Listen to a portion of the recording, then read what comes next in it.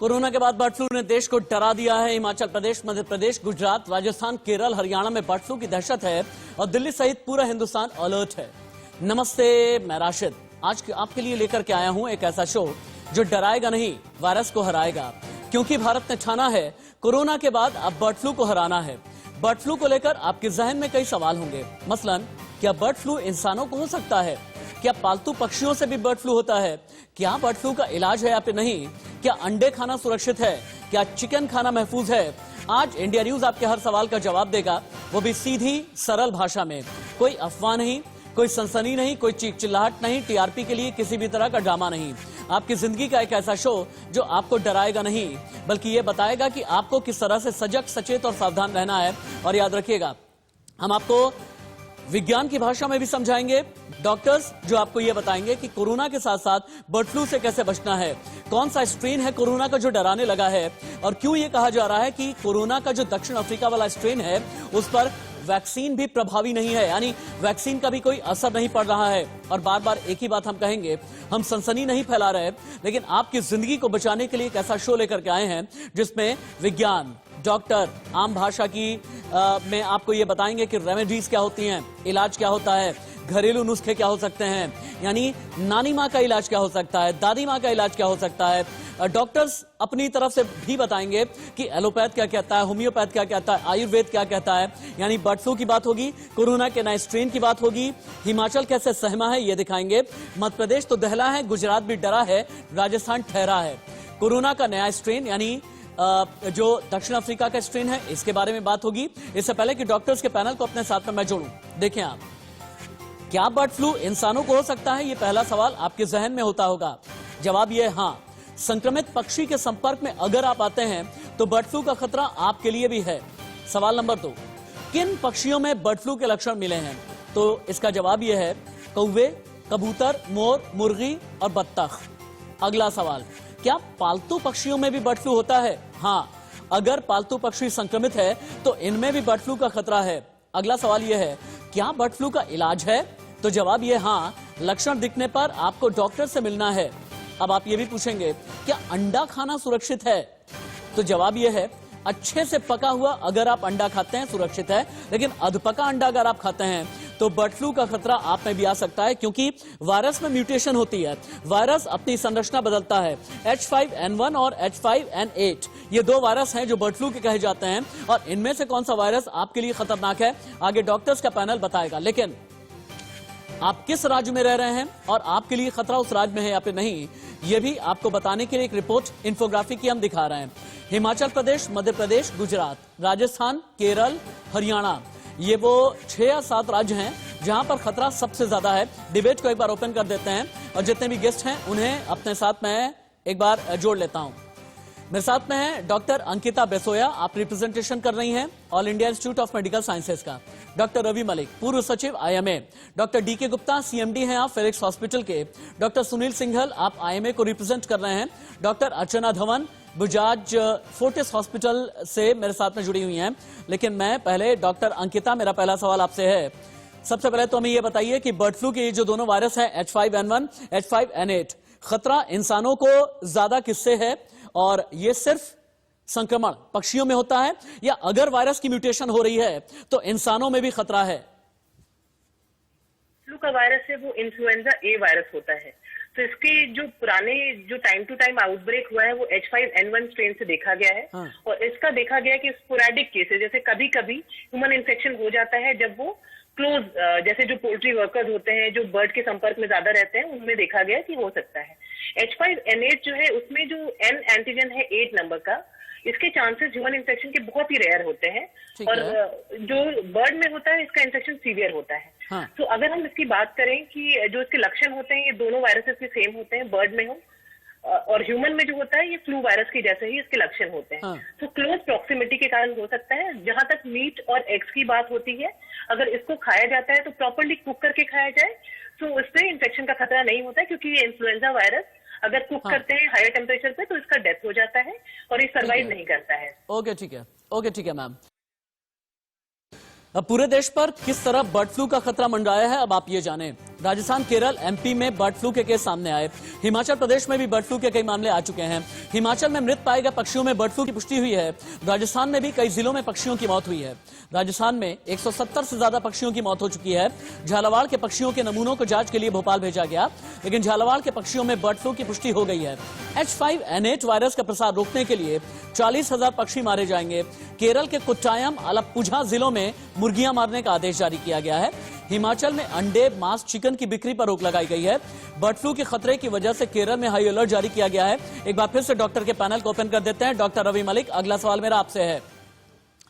हालांकि कल मेरी आपसे बात हो रही थी, आपका यह कहना था कि बर्ड फ्लू का खतरा इंसानों में कम है, लेकिन वो स्टेज कौन सी होती है, वायरस का वो कौन सा म्यूटेशन होता है जब बर्ड फ्लू का खतरा इंसानों में भी होने लगता है, और क्या यह खतरा हिंदुस्तान पर मंडरा रहा है या फिर नहीं?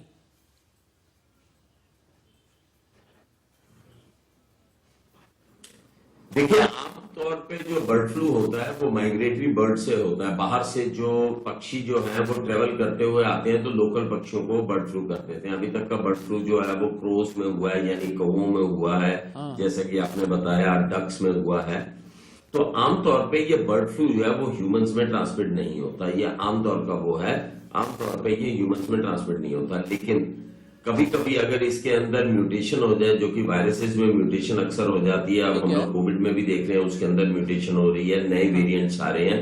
अगर म्यूटेशन होती है तो ये ह्यूमन बींग्स को भी इन्फेक्ट कर सकता है। और अगर ये ह्यूमन बींग्स को इन्फेक्ट करता है तो सबसे पहले पोल्ट्री वर्कर्स को, पोल्ट्री में जो वर्कर्स काम कर रहे हैं उनको इन्फेक्ट करता है। और जनरली इसकी इन्फेक्शन जो है फेदर से, ड्रॉपिंग से, इंटेस्टाइन से, ब्लड से, वहां से जो है ट्रेवल होकर ह्यूमंस में आ जाती है। तो पोल्ट्री में जो काम कर रहे हैं उनको बहुत खास ध्यान रखना होता है कि उनके ऊपर कहीं ये इन्फेक्शन आ जाए तो प्रॉपर ग्लव्स पहने, हाथ को धोके और पूरे हाइजीनिक मेजर्स करके लें। उसके बाद में जो ये बर्ड फ्लू के बारे में बता दूं, इसके सिम्टम्स बिल्कुल वैसे ही होते हैं जो एक रेस्पिरेटरी वायरस के होते हैं। फ्लू लाइक सिम्टम होते हैं, थोड़ा जुकाम होगा, खांसी होगी, निमोनिया बनेगा, रेस्पिरेटरी इंसफिशियंसी होगी और कई बार डेफिनेटली डेथ भी हो जाती है। तो सबसे पहली चीज तो आपने बिल्कुल सही बात कही है कि अभी खतरे की बात नहीं है, लेकिन केयरफुल रहने की बात है। अब कुछ और इन्फोग्राफिक हम दिखाते हैं कि किनमें बर्ड फ्लू का खतरा ज्यादा है, बर्ड फ्लू के लक्षण क्या होते हैं, बर्ड फ्लू से बचने के लिए आपको क्या करना है। उसके बाद बाकी 3 डॉक्टर्स के पास भी मैं चलूंगा। सबसे पहले तो आप ये देखें कि किन लोगों को असल में बर्ड फ्लू का खतरा है। H5N1 लंबे समय तक जीवित रहता है। संक्रमित पक्षियों के मल और लार्व में वायरस जिंदा रहता है। यह वायरस 10 दिनों तक जिंदा रहता है। दूषित सतहों को छूने से इंफेक्शन फैलता है। सबसे ज्यादा खतरा मुर्गी पालन से जुड़े लोगों को होता है, जैसा कि डॉक्टर रवि मलिक बता रहे थे। संक्रमित पक्षियों के संपर्क में आप ना आए। कच्चा या अधपका अंडा खाने से बचना है। संक्रमित लोगों के संपर्क में आने से भी बर्ड फ्लू हो सकता है। लेकिन अब अगले इनपुट में आपको कुछ और भी जानकारियां हम देते हैं कि आखिरकार लक्षण क्या है, आपको बचने के तरीके क्या हो सकते हैं, देश पर किस तरह से बर्ड फ्लू का खतरा मंडरा है, ये तो हमने बता दिया है। लेकिन बर्ड फ्लू के लक्षण क्या हैं, अब आप ये भी देखें। बर्ड फ्लू एक तरह का वायरल इन्फेक्शन है। बर्ड फ्लू से कफ, डायरिया, बुखार हो सकता है और सांस से जुड़ी दिक्कत हो सकती है। मुझे ऐसा लगता है कि लक्षण को लेकर के जो भी ग्राफिक हैं उसे जरूर आप दिखाएं। कैसे सिर और मांसपेशियों में दर्द होता है, गले में खराश और बेचैनी हो सकती है, वायरस से मौत भी हो सकती है। अगला इन्फोग्राफिक अगर इसके बाद आप डाल सकें कि क्यों होता है आखिरकार बर्ड फ्लू, ये आप देखें। बर्ड फ्लू कई तरह से हो सकता है। H5N1 प्राकृतिक रूप से पक्षियों में होता है। बर्ड फ्लू पालतू मुर्गियों में आसानी से फैलता है। बर्ड फ्लू संक्रमित पक्षी के मल और मुंह के लार से फैल जाता है। नाक के सिक्रीशन यानी स्राव और आंखों से निकलने वाले पानी से होता है। संक्रमित पक्षियों के संपर्क में आने से इंसान इन्फेक्टेड हो जाते हैं। संक्रमित मुर्गियों के मांस या फिर अंडे के सेवन से भी बर्ड फ्लू का खतरा बढ़ता है। संक्रमित मुर्गी के अंडों को कच्चा या उबाल कर नहीं खाना चाहिए, ये हम बार बार बता रहे हैं। और ये पहला एवियन इन्फ्लुएंजा वायरस है जो इंसानों को भी इन्फेक्टेड कर देता है। बर्ड फ्लू का पहला मामला 1997 में हांगकांग में आया था और बर्ड फ्लू के प्रकोप को पोल्ट्री फार्म में संक्रमित मुर्गियों से जोड़ करके देखा गया था। अब वायरस का अलग अलग असर होता है। डॉक्टर डी के गुप्ता के पास में चलते हैं। क्या जो बर्ड फ्लू का वायरस है इंसानों के भी अलग अलग एज ग्रुप पर अटैक करता है और क्या जेंडर वाइज भी इसका इंपैक्ट होता है? मैं पूछना यह चाहता हूं, किस एज ग्रुप को ज्यादा खतरा है? महिलाओं को है, पुरुषों को है, बुजुर्गों को है, किन्हें ज्यादा खतरा है? पहले तो मैं बताना चाहूंगा कि जो बर्ड फ्लू की हम बात कर रहे हैं एक इन्फ्लुएंजा लाइक इलनेस है, ILI जिसको हम बोलते हैं। 3 तरह के इन्फ्लुएंजा होते हैं, type A, type B and type C. Type A means avian influenza, normally type A influenza होता है वो बर्ड फ्लू करता है। उसके अंदर भी 2 तरह के होते हैं, लो पैथोजेनिक और हाई पैथोजेनिक। लो पैथोजेनिक जिसकी हम बात कर रहे हैं H5N8, और हाई पैथोजेनिक जो है H5N1 जो हम देख रहे हैं, जिसको बोलते हैं हाई पैथोजेनिक एवियन इन्फ्लुएंजा, जो बहुत ही सीरियस प्रॉब्लम कर सकता है, जो पहली बार आइसोलेट किया गया था हांगकांग में 97 में, और उसकी मॉर्टेलिटी रेट था 30 to 60%। तो जो हमें डरना है वो सिर्फ डरना है H5N8 से, बाकी सब लो पैथोजेनिक है, नॉर्मली ही मिलते हैं, बर्ड्स में मिलते हैं, सारी तरह के जितने भी माइग्रेटरी बर्ड्स हैं। अब बात करते हैं सिम्टम की, जो अफेक्ट करता है बेसिकली, जो मेनली सारे एज ग्रुप को अफेक्ट कर सकता है, कोई भी नहीं, इन्फेक्शन किसी में भी हो सकता है। जैसे मैंने बताया, जैसे हम कोविड की बात करते हैं तो इन्फेक्शन के लिए ससेप्टेबल सारी पॉपुलेशन है, चाहे वो बच्चे हो, चाहे बुजुर्ग हो, चाहे यंग हो, चाहे मेल हो, चाहे फीमेल हो। लेकिन हाँ, सीवियरिटी किसमें होगी? सीवियरिटी उनमें होगी जिनकी इम्यूनिटी कम होगी, जिनके अंदर कोई कोमॉर्बिड कंडीशन होगी, जो अस्थमा के पेशेंट होंगे, जो ब्रोंकाइटिस के पेशेंट होंगे, जिनको निमोनिया होगा, जिनको डायबिटीज होगी, जिनको कोई हार्ट प्रॉब्लम्स है, या जिनकी ऑलरेडी इम्यूनिटी कॉम्प्रोमाइज्ड है, जो स्टेरॉइड्स पे चल रहे हैं, कोई ट्रांसप्लांट के पेशेंट्स हैं, तो इन पेशेंट्स के अंदर सीवियरिटी ज्यादा होगी। और वैसे भी मैंने बताया H5N1 हाईली सीवियर इन्फेक्शन करता है। इसके अंदर जो कॉम्प्लिकेशन की बात करें तो conjunctivitis, pneumonia, ARDS, kidney infection, heart failure, even death तक हो जाती है। तो इसको हमें लाइटली नहीं लेना चाहिए। अभी तक दोनों तरह के वायरस आइसोलेट हुए हैं, H5N1 भी, H5N8, दोनों जो हमारे 5 हम स्टेट की बात कर रहे हैं, केरला और जो राजस्थान, मध्य प्रदेश, हिमाचल, इन सब में, तमिलनाडु में, सारे दोनों आइसोलेट हुए हैं। तो हमें जो जो एरिया है उनको रेड जोन घोषित करके, कंटेनमेंट करके वहां पे बचाव करना चाहिए। अर्चना धवन बजाज जी, अगला सवाल मेरा आपसे है। मैं समझना ये चाह रहा हूं कि एक ऐसे वक्त में जबकि पूरी दुनिया में कोरोना महामारी से अभी भी निजात नहीं मिली है, हालांकि वैक्सीनेशन कई देशों में शुरू हो गया है, चंद दिनों के बाद भारत में भी शुरू हो जाएगा। कोरोना का नया स्ट्रेन, ब्रिटेन का स्ट्रेन, दक्षिण अफ्रीका का स्ट्रेन, नाइजीरिया का स्ट्रेन, और इसी के साथ में बर्ड फ्लू का आ जाना, कितना ज्यादा खतरनाक स्थिति ये हो गई है? जैसे कि आपने कहा, हम ऑलरेडी कोविड या कोरोना से जूझ रहे हैं। बहुत सारे स्ट्रेन्स आ रहे हैं, तरह तरह के अलग सिचुएशंस अराइज हो रही हैं, जिनके साथ रोज डील करना एक नई प्रॉब्लम होती जा रही है। ज्यादातर ये किसी भी एज ग्रुप के लोगों को इफेक्ट कर सकता है, और जैसा हमने पहले डिस्कस किया कि यंग एज ग्रुप, विमेन, बड़ी एज ग्रुप के लोग जो इम्यूनो कॉम्प्रोमाइज्ड है, जिनको कोई मेडिकल डिसऑर्डर्स हैं, जिनको कोई लंबी बीमारी है, डायबिटीज, हाइपरटेंशन, इन सबको इफेक्ट कर सकता है। ऐसी सिचुएशन में अगर ऑलरेडी एक कोविड जैसी कंडीशन या एक महामारी दुनिया भर में फैली हुई है, इसके ऊपर अगर कोई बर्ड से आने वाली बीमारी फैल जाए तो वो एक नया सिलसिला बन जाता है। ऐसी पूरी सिचुएशन को देखते हुए और इस तरह के हालात को देखते हुए कोविड अलोन प्लस कोई और बीमारी ऑब्वियसली एक बहुत बड़ा रूप ले सकती है। ठीक है, बर्ड फ्लू का अलग अलग तरीकों से इलाज किया जाता है, लेकिन नीम हकीम खतराए जान आपको नहीं पड़ना है। ज्यादातर मामलों में एंटीवायरल दवाओं से इलाज किया जाता है। एंटीबायोटिक खुद से नहीं लेनी है। लक्षण दिखने के 48 घंटे के भीतर इसकी दवाएं लेनी जरूरी होती हैं।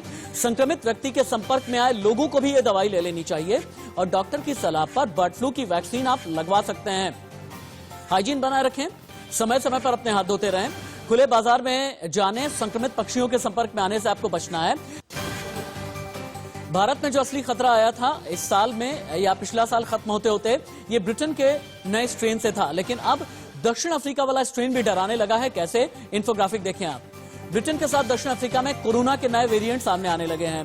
ये पहले से ज्यादा घातक है, जानलेवा है, 70% तक तेजी से ट्रांसमिट होते हैं। यूरोप और कई देशों में कोरोना के बढ़ते केस की वजह ये नए वेरिएंट्स हैं दक्षिण अफ्रीका वाले।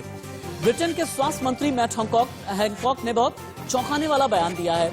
उनका यह कहना है कि दक्षिण अफ्रीका में मिला नया वेरिएंट चिंताएं पैदा कर रहा है। दक्षिण अफ्रीकी वेरिएंट पर वैक्सीन फेल हो सकती है, ये ब्रिटेन के साइंटिफिक एडवाइजर्स ने कहा है। यानी जो दक्षिण अफ्रीका का कोरोना स्ट्रेन है, जो म्यूटेट अब हो गया है, ये इतना खतरनाक है कि वैक्सीन भी इस पर कारगर नहीं होगी। इसका खतरा कितना है ये भी आप जाने कि इसके डेंजरस होने की इंटेंसिटी क्या है। दक्षिण अफ्रीका के 3 राज्यों में कोरोना के नए वेरिएंट मिले हैं दिसंबर से लेकर के जनवरी तक। नया वेरिएंट 501Y.V2 इसके इन्फेक्शन सामने आए हैं। नए स्ट्रेन के स्पाइक प्रोटीन में बदलाव बहुत ज्यादा हुए हैं। स्पाइक प्रोटीन के जरिए वायरस इंसानों को इन्फेक्ट करता है। इस स्ट्रेन की वजह से शरीर में वायरस की संख्या बढ़ती ही जाती है। अब तक 4 से ज्यादा देशों में 501Y.V2 स्ट्रेन डिटेक्ट हुआ। कोरोना का 501Y.V2 स्ट्रेन बहुत तेजी के साथ में ट्रांसमिट होता है और कहा यह जा रहा है कि वैक्सीनेशन भी फेल है। और क्या नया साल, डॉक्टर सुनील सिंघल, क्या अगर मैं ये कहता हूं कि नया साल 2021 में ब्रिटेन और दक्षिण अफ्रीका का स्ट्रेन बहुत डराने लगा है, और क्यों ऐसा है कि वैक्सीनेशन भी कारगर नहीं है? अगर ऐसा है, यूरोप के लिए, अफ्रीकी मुल्कों के लिए, एशिया के लिए, भारत के लिए खतरे की स्थिति कितनी है? देखिए, जैसा कि अभी डॉक्टर रवि मलिक ने भी कहा कि जो भी वायरस हैं, वायरस इन्फेक्शन है, इनमें म्यूटेशंस बहुत जल्दी जल्दी आती है। जैसे हम देखते हैं कि H1N1 है, हर साल उसमें म्यूटेशन आ जाती है और वैक्सीन उसका चेंज हो जाता है। जहां तक कोविड इन्फेक्शन का सवाल है या कोरोना वायरस का सवाल है, इसमें भी म्यूटेशंस आने शुरू हो गए हैं। और जो पहला ब्रिटेन वाला म्यूटेशंस आया, पहले हम उससे बहुत डरे हुए थे कि म्यूटेशन आ गया है और बड़ा घातक है, और ये बाद में उसे पता चला कि उसकी इन्फेक्शन रेट, इन्फेक्टिविटी ज्यादा है और इतना घातक नहीं है वो। ऐसे ही जो साउथ अफ्रीका वाला स्ट्रेन ये आया है, ये स्ट्रेन ऐसा माना जा रहा है कि घातक है, वैक्सीन इसके ऊपर काम नहीं करेगी। It is too early to say कि वैक्सीन काम करेगी ना करेगी या कितना घातक है। तो अभी इसके ऊपर रिसर्च होनी है और काम चलना है, उसके बाद ही हम प्रेडिक्ट कर सकते हैं कि ये घातक होगा या नहीं होगा। अगर आप जूलॉजी के स्टूडेंट हैं, अगर आप विज्ञान के स्टूडेंट हैं, तो आप आसानी से समझ जाएंगे, लेकिन आप आसानी से समझ सके बाकी लोग, इनके लिए कुछ मैंने तैयारियां की हैं। देखें आप, जो ह्यूमन सेल्स होते हैं, टिश्यूज जो होते हैं, मानव कोशिकाओं की तरह ही वायरस में भी डीएनए और आरएनए होता है। ये 2 वर्ड याद रखिएगा, डीएनए, आरएनए। डीएनए का मतलब होता है डीऑक्सीराइबोस न्यूक्लिक एसिड और आरएनए का मतलब होता है राइबोस न्यूक्लिक एसिड। डीएनए और आरएनए को सामूहिक रूप से कहा जाता है जीनोम। मैं अक्सर बताता हूं ना आपसे, जीनोम सीक्वेंसिंग, जब जीनोम सीक्वेंसिंग बदलती है, नए म्यूटेशन के बारे में पता चलता है, यही डीएनए आरएनए मिला करके जीनोम सीक्वेंसिंग तैयार करते हैं। डीएनए और आरएनए की क्षमता अलग अलग होती है। डीएनए आरएनए के आकार में बदलाव भी पूरी तरह से अलग होता है। पहले सैंपल लेकर उसमें से आरएनए निकालते हैं, फिर आरटी-पीसीआर मशीन में इसे रखा जाता है। नेक्स्ट जनरेशन सीक्वेंसिंग के जरिए स्ट्रेन का पता लगाते हैं। अगला इंफोग्राफिक आपको यह बताएगा कि यह सीक्वेंसिंग कैसे की जाती है। अब ये समझें आसानी से। वायरस के बारे में जानने की प्रोसेस को बोलते हैं जीनोम सीक्वेंसिंग। जीनोम सीक्वेंसिंग में किसी भी वायरस का पूरा डेटा होता है। वायरस कैसा दिखता है, कैसा है, इसकी जानकारी जीनोम के जरिए ही मिला करती है और वायरस के बड़े ग्रुप को बोला जाता है जीनोम। जीनोम के जरिए नए स्ट्रेन के बारे में पता लगाया जाता है और तभी यह पता चलता है नया स्ट्रेन कितना खतरनाक है। डॉक्टर अर्चना धवन बजाज, मुझे ये बताएं, जो भारत वाला कोरोना का स्ट्रेन है, जो ब्रिटेन वाला है, दक्षिण अफ्रीका वाला है, म्यूटेशन कितनी तेजी के साथ में होती है, इसकी ट्रांसमिशन कितनी तेजी के साथ में होती है, इनमें से ज्यादा घातक कौन सा है? जैसे कि हम ऑलरेडी बात कर चुके हैं, बेसिकली कोविड वायरस एक आरएनए वायरस है। आरएनए वायरस की खासियत ये होती है कि वो बहुत जल्दी जल्दी म्यूटेट करता है। जब तक आप समझते हैं कि क्या सीक्वेंसिंग है, क्या ट्रांसमिशन रेट है, क्या बीमारी का पैथोजेनेसिस है, तब तक वो म्यूटेट करके एक नया आकार ले लेता है। इसके चलते वैक्सीन बनाना, वैक्सीन की एफिकेसी को समझना और जब तक म्यूटेट कर जाए तब तक नई वैक्सीन तैयार करना, ये सारे आरएनए वायरस को लेकर बहुत मुश्किल काम हो जाते हैं। और इसीलिए शायद इसकी इम्पैक्ट आप इससे समझ सकें कि एचआईवी वायरस भी एक आरएनए वायरस है और अभी तक उसके लिए कोई इफेक्टिव वैक्सीन नहीं बन पाई। इस सब को ध्यान में रखते हुए ऑब्वियसली एक म्यूटेशन एक नया खतरा पैदा करती है। जैसे ब्रिटेन की म्यूटेशन ने इन्फेक्टिविटी रेट बहुत बढ़ाया, मगर एज सच जो डिजीज थी उसमें बहुत ज्यादा सिवेरिटी नहीं पाई गई। हाँ, ये जरूर देखा गया कि ओल्डर एज ग्रुप के बदले यंगर एज ग्रुप, अगर आप ब्रिटेन के किसी डॉक्टर से बात करेंगे तो वो आपको बड़े अच्छे से बताएंगे कि उनकी जो आईसीयू एडमिशंस हो रही हैं वो अब मोस्टली 30s और 40s के एज ग्रुप में हो रही हैं। जो हिस्टोपैथोलॉजिस्ट ब्रोंकियल एस्पिरेट पहले देखते थे वो बुजुर्गों के देखते थे, आजकल बच्चों के भी देख रहे हैं। तो there is been a shift from the age group, बड़ी एज ग्रुप से रिलेटिवली लोअर एज ग्रुप में आ गया ये वायरस, पर उसकी सिवेरिटी उतनी बुरी नहीं पाई गई। हाँ, दक्षिण अफ्रीका का स्ट्रेन इतना नया है कि उसके ऊपर आज ये कमेंट करना कि उसकी इन्फेक्टिविटी कम है, ज्यादा है, सिवेरिटी कम है, ज्यादा है, वो कैसे म्यूटेट करेगा, ये थोड़ा मुश्किल। अप्रूवल पर कितने सवाल पैदा हो रहे हैं? 4 सवाल हैं, 4 अलग अलग पैरामीटर्स हैं, 4 अलग अलग कैटेगरी हैं, उन्हें टीवी पर उतारा जाए। पहली बात है क्रेडिबिलिटी की, विश्वसनीयता की। चीन, रशिया, भारत ने फेज 3 ट्रायल्स के नतीजों से पहले वैक्सीन अप्रूव कर दी। विश्वसनीयता का यह सवाल हो रहा है, कई लोग करने लगे हैं। नियम, कायदे, कानून पर सवाल है। वैक्सीन को किस नियम के तहत अप्रूव किया गया, ये जानकारी नहीं दी गई। सवाल उठाने वाले ये बात कर रहे हैं। पारदर्शिता, क्लिनिकल ट्रायल की तरह इस्तेमाल नहीं किया जाएगा, इसे इंश्योर करेंगे या फिर नहीं। और चौथा जो सवाल खड़ा होता है वो है सिक्योरिटी डेटा का। कोवैक्सीन को मंजूरी देने के मुद्दे पर कोई डेटा पेश नहीं किया गया। सवाल उठाने वाले ये भी बात कर रहे हैं। Doctor Ravi Malik, doctor Ankita, doctor DK Gupta, Sunil Singhal ji और डॉक्टर अर्चना धवन बजाज, मेरे साथ रहने के लिए बहुत शुक्रिया। मेरी पूरी टीम की तरफ से बहुत बहुत धन्यवाद। और आप ही लोगों से ये उम्मीद है कि आपके जरिए जिंदगी है, आपके जरिए अफवाह नहीं फैलेगी, आपके जरिए जितने भी र्यूमर मॉन्गर्स होंगे उन्हें भी सीधा जवाब दिया जाएगा, कोई भ्रम नहीं फैलेगा। बहुत बहुत धन्यवाद अपना बेशकीमती समय मुझे देने के लिए, मेरी टीम को देने के लिए।